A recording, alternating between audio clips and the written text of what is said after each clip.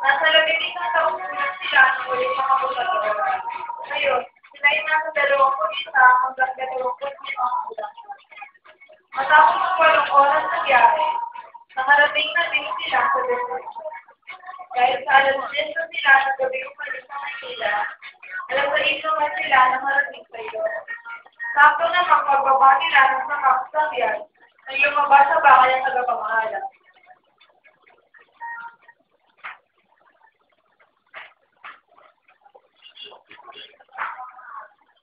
Nakadalaw kayo?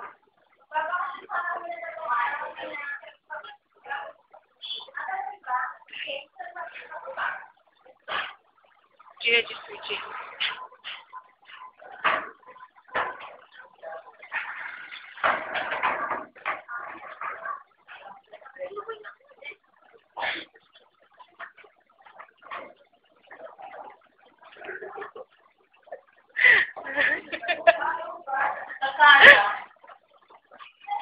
Like,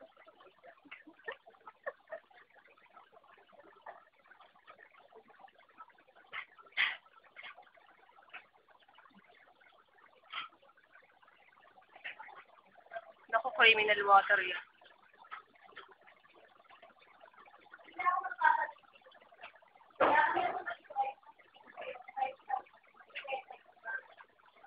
Ano? Bakit pa? Nandito naman ako ah. Ito na namin kaya supportahan pa. Pagkatapos kami mag-vacation dito, lilipat na kami papunta sa Amerika. Tapos na malitira. Kaya kung sinopingin ng pera, kasi hindi namin benta ang bahay. Matagal sabi na kapag sa'yo si Lucy. Bumangon muli ang puot na tila matagal nang nakahingay sa kanyang puso. Hindi niya maiwasang magpiging ng bagang at maguyong ng pala. Ay? Paano na kayo sa akin? Ay, magdakasama na kami. Tumayo na ito at sumunod naman ang magkakapatid.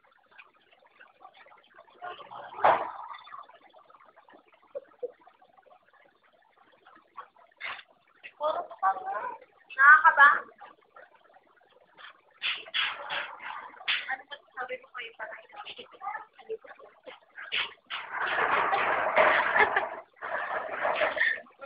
Yung kamay mo. Ay.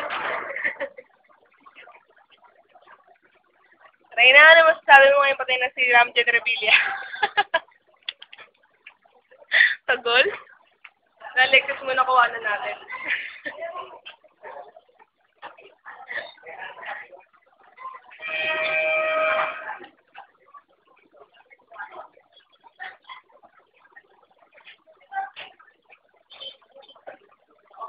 Ang lupit sa balita.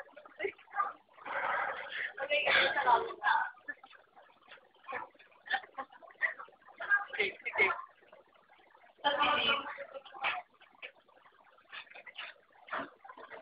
Sumabit ang unang gabi nila sa bahay. Alauna ng madaling araw ng pag-isip si Ana. Pinilit na makatulog muli. Subalit pa rin lamang ang galaw na sa higaan. Bigla na lamang ang bulat niya na tumunog ang cellphone niya.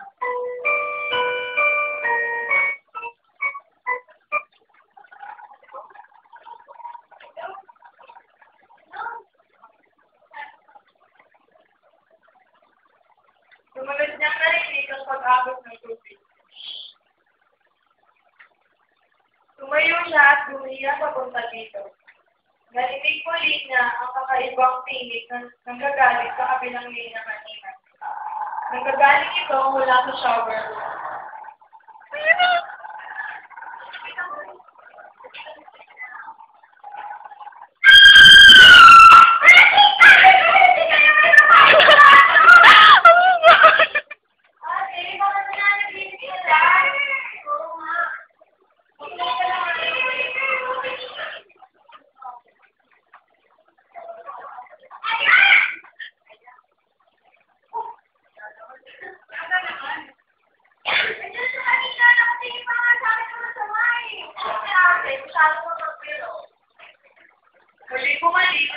bukas na higaan. Pero nandiyan na lang sa inyo ang maling magkaroon. Matulog ka na nga ulit.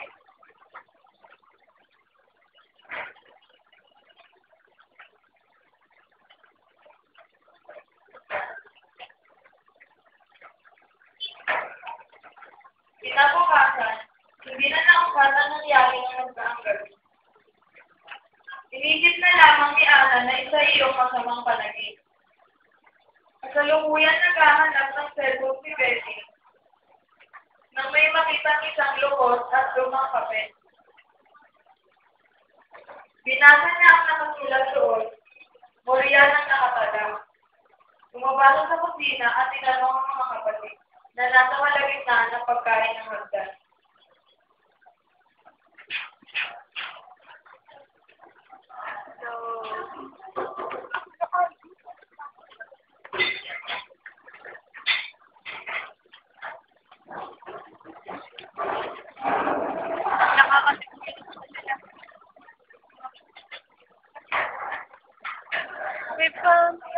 Si ma'am.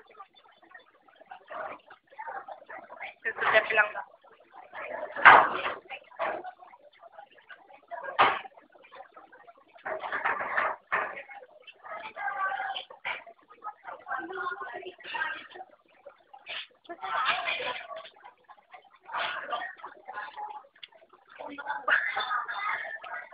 Kasi i-upload nila sa kusina.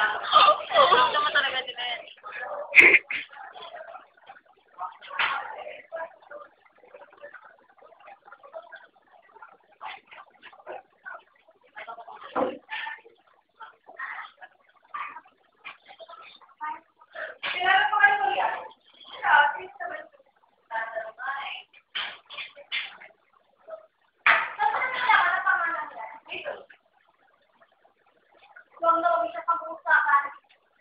Lumabas ito ng kusina, nagpatinginan naman ng tatlo, baka sa mga mukha ang kalituan. Mukhain talaga si Ate Grace.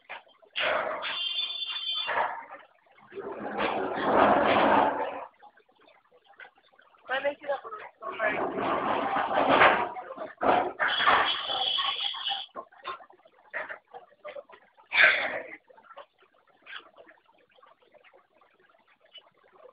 Sa bakuran, pagsapit ng hapon, kinausap ni Lucy ang anak na si Sally. Alam mo na kung nararamdaman ni Maisa? Hindi ko kumain mo siya. Anak, sinasaya ka na kung bakit naghihirap na ito. Kailangan natin mag-inusin. Mag-inusin tayo. Hindi na yung masama ang gagawin ko. Ito lang may isang paraan. Wala na iba. Mag-inusin tayo wala. Salamat ito. Hindi na humibo si Sally subalit bakas sa kanya ang pagkatapos na gagawin ng ina. Alam niya kung ano pinagdahanan ito, pero para sa kanya, hindi yung basihan o pagpagtanim ng galit habang buhay. Itatawa si Ma'am kasi dahil nagpapas ng curtain.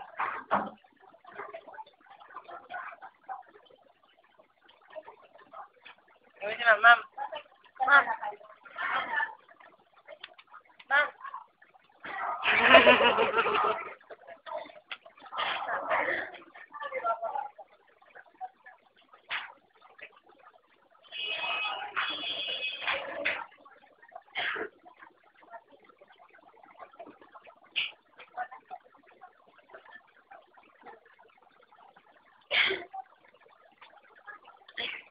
Pero kung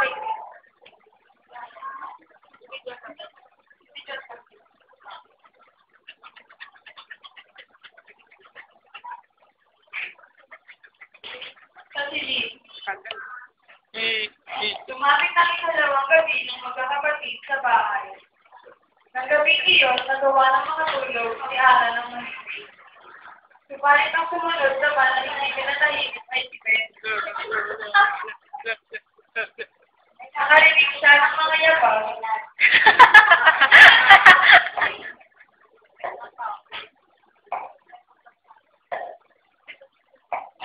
Maya-maya pa'y nakarinig naman siya ng katok sa pinto.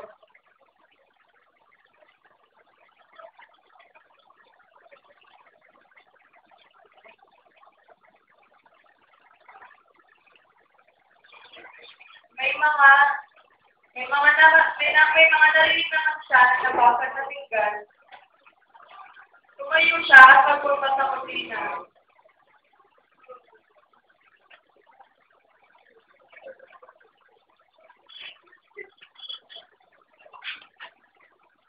Sally? Ito ba yan? Sally! Sally!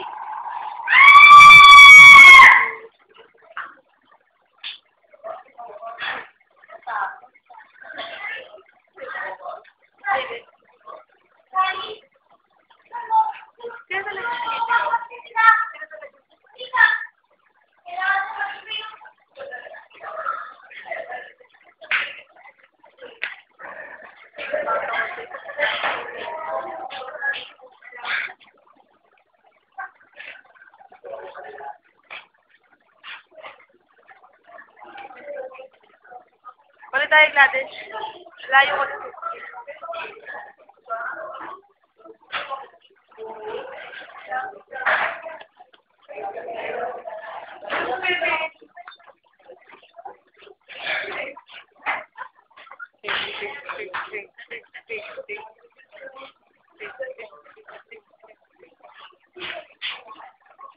Sa bakuran, kinabukasan, hinahanap ni Ana at Cathy ang nawawalang kapatid. Lumabas sila sa bakuran at tinanong ang mag-inang na kasalukuyang nagwawala. Wawala kasi.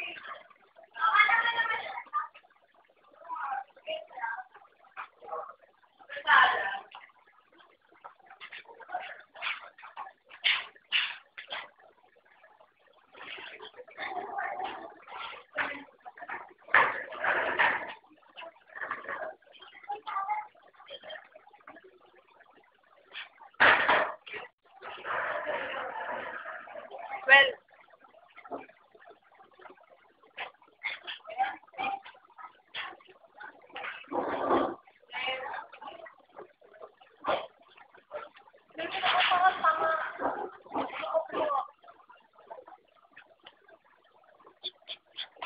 Malapit nang lumapit ang hapunan. Subalit malapit si Betty. Nagsimula nang mag-alala si Ana at Cathy. Ano nangyari? Nagalalang tayo. cellphone ko.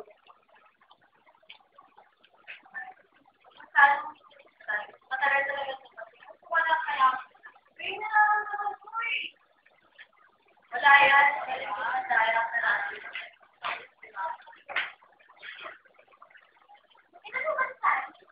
Bakit inan? Oh, bakit na? Hindi ko po kasabay. Pamalay mo ha. Mga nasa bayan, pwede sa mga sari. Magkano ko sa kalit sa mga katawan ng mga. Lumapat na ang dalawa, umakyat naman si Cathy sa sibig. Kakapagod na tingin niya.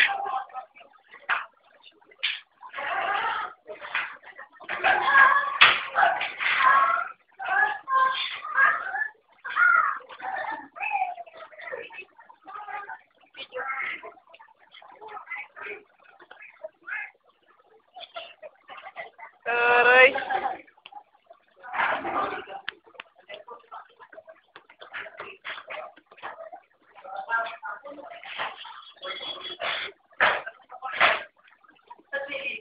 Kasalukuyan nagbabasa si Cathy ng libro. Nung may narinig siyang malok ng libro. Tinayo niya ito at binuksan. Subalit wala naman siyang nasupungan. Maya-maya pa, mula sa banyo, may narinig siya na may bakti.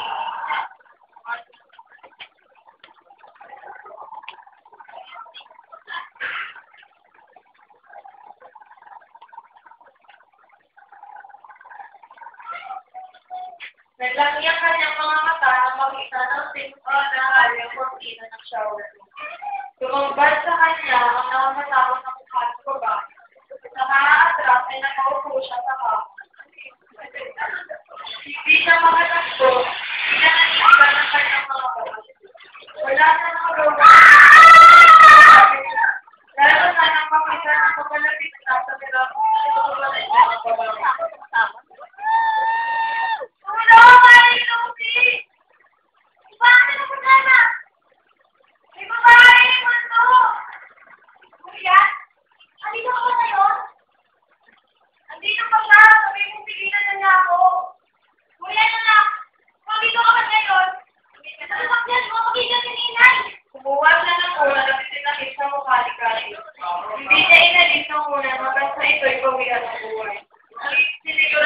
na gumagalaw.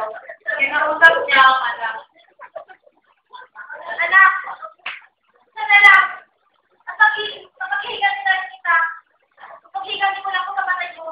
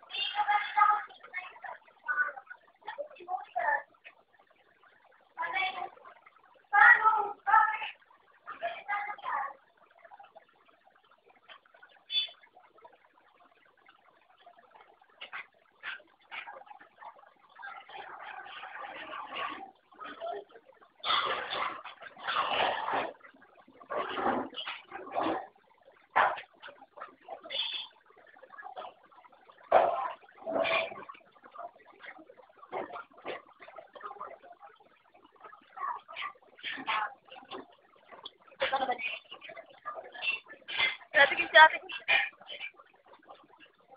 Ang nakaraan. Niluto si Lucy. Walang iyakan na mga ito kung pinagawa ka tawag. Tawag mo na nga may dahil hindi ako. Sabihin ko na tawag wala. Kung sa kantala ka. Pak! Tandaan mo. Kukunin ko ako para sa kanak ko. Tawag mo.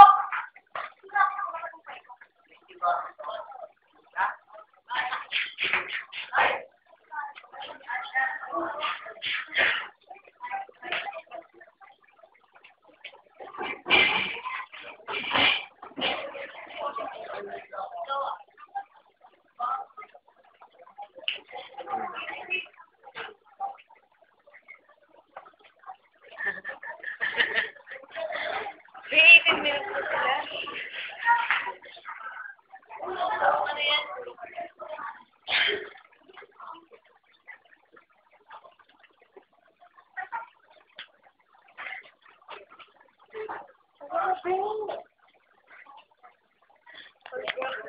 Nakapulan. Kasalukuyan ng tatanin si Morian.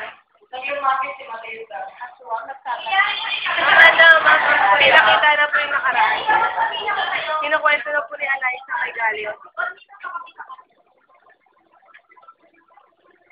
Nakaraan dapat ito ay tagal niya.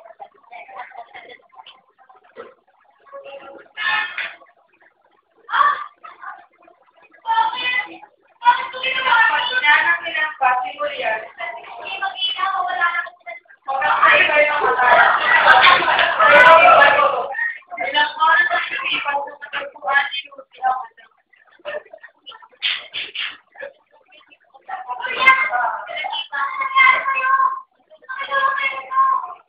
Walang nagawa si Lucy kung di ang iyakan ang anak. Pati niya kung sino ang may gawa mo.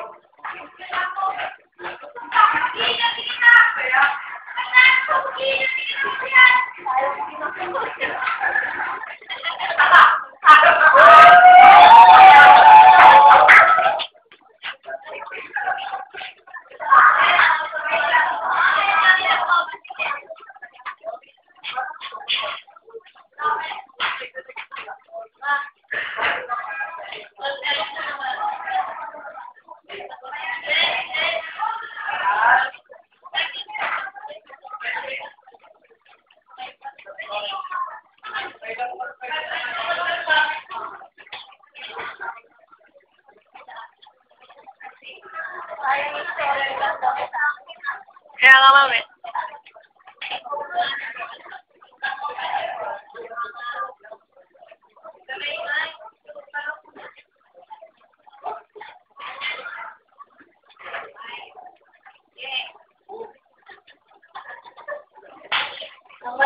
yun ni Ana. Mabilis na naghalap ang manugal. Ano si Betty? Ikaw na ginagawa niya ako sa kanya. Napakapamamo. Ano na ako sa may inay? Huwag sabihin mo na sa kinanalay mo. Patawad. Dapat nilagyan na alay mo ako.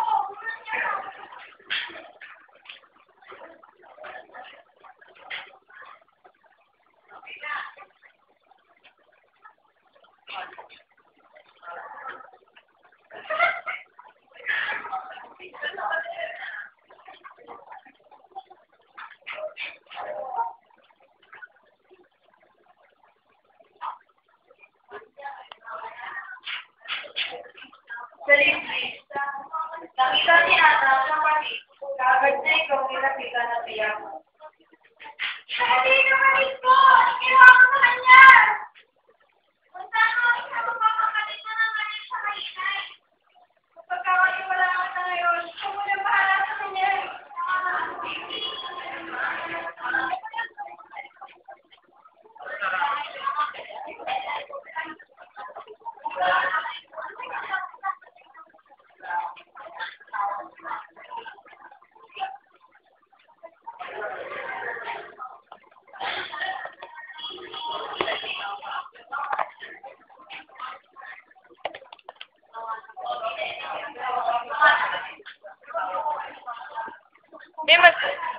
Say hi, baby. Baby, say hi. Bigla na lamang niya naalala si Gabi. Agad siyang tumayo, madalas na punta sa bahay. Minsan pa kuming ko siya, hindi ba tayo?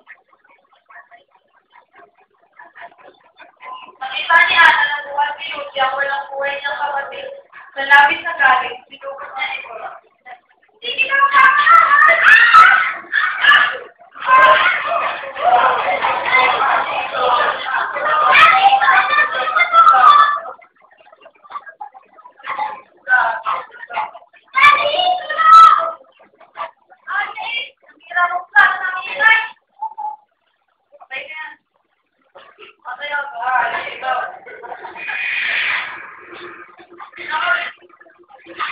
Walang nagawa sa akin.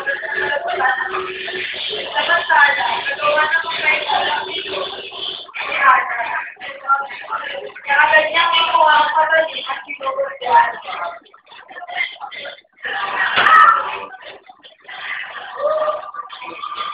Natural na si Paris. Kagad na magpumakbo malayo sila.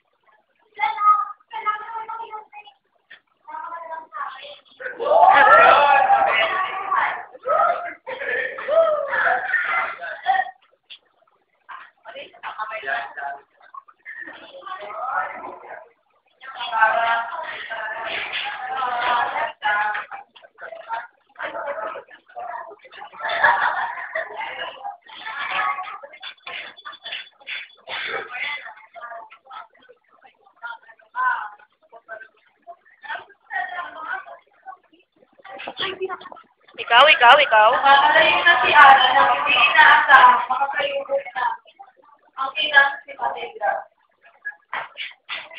Sinabuli na ako sa sino ha? Bakit mo nangyari? Wala na sila kayo nila na rin lahat. Nakakala na sa ikot sa naman sa dami balit makawan na lang. Baby na ako mga pero kailangan na natin naman pa. Bakit mo yung tayo? Bakit hindi ako pakitama ko na mga? Ano ba yung different eh? Hindi ako pa may inaayas.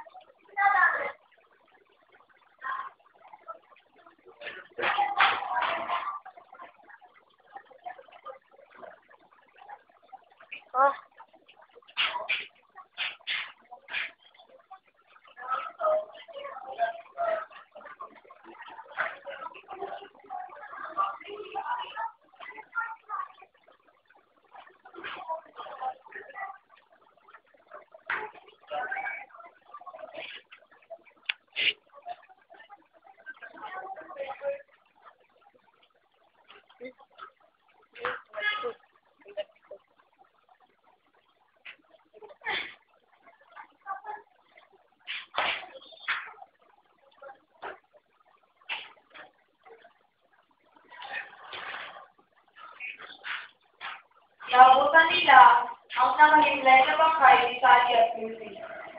Binuhat nila ito at dinala sa isang lugar kung saan pinatay niya ang Maria.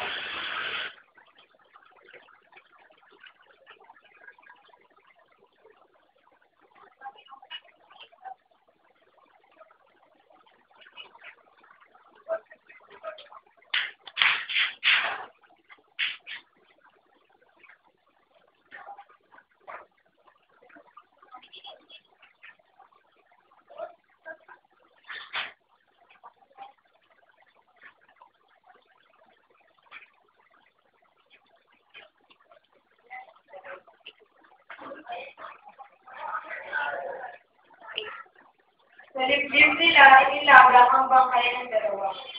Nagtirik sila ng kandila at nagalay ng may kindasan.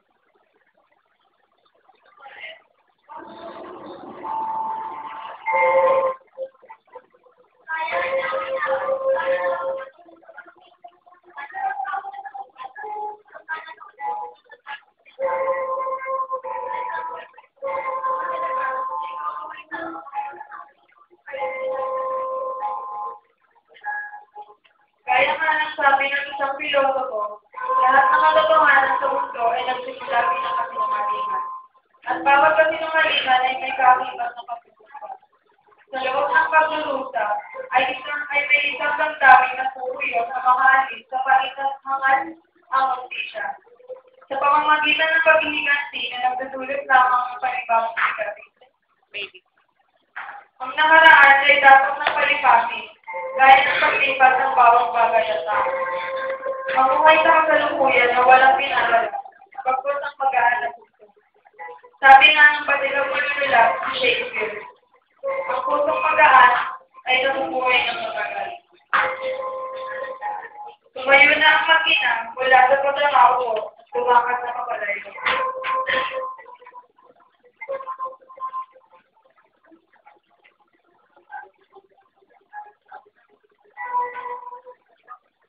Mga tauhan, Jessica Nisi bilang si Matilda, Marichel Gallo bilang si Ana,